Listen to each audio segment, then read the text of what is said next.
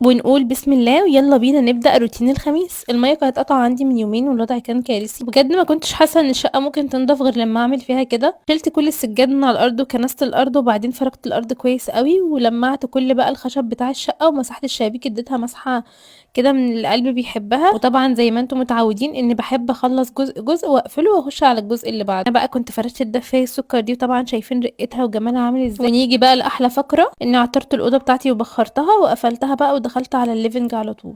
هنا بقى كنت شلت السجاده بتاعته واديت للارض كده كنسه بالمكنسه كده على السريع، ولمعت الشاشه كده بفوطه الازاز بتاعت ايكويه. على فكره حلوه قوي، بتلمع كل حاجه ومش بتبصم نهائيا، خصوصا اني بخاف امسح الشاشه بميه، فدي حلوه قوي ان هي نقطه ميه صغيره على الفوطه بتلمع كل حاجه.